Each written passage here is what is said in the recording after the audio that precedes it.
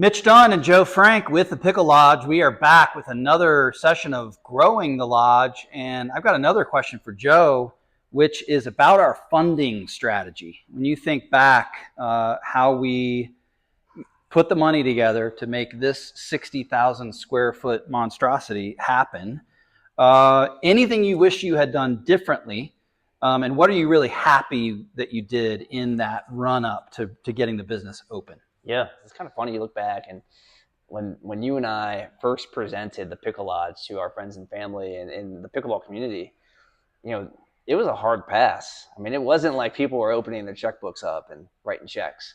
We had to come up with a different strategy, a different offering, and it was second time around is when people did open up their checkbooks, and we had to get some advisors involved to help us kind of come up with a better, plan for what that looked like. So anyway, it was not as easy.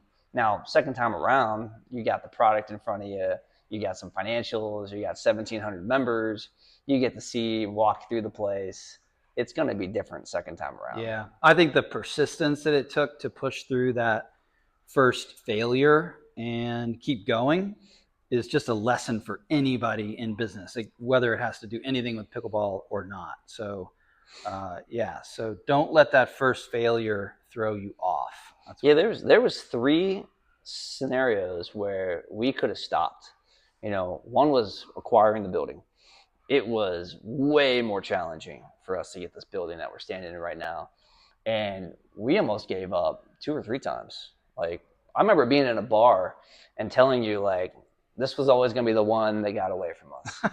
and it just kept coming back in our lives. 2 was finding investor money to pay for it. We got this building under contract, and then we had no money to pay for it.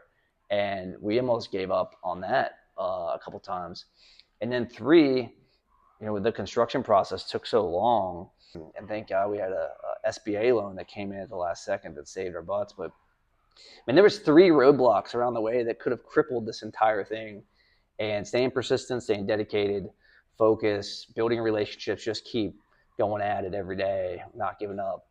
It's amazing what we got to and what it is today. You just raised a couple topics that I think we'll focus on in future discussions, but that will come later on growing the lodge. So follow along, and we will see you soon.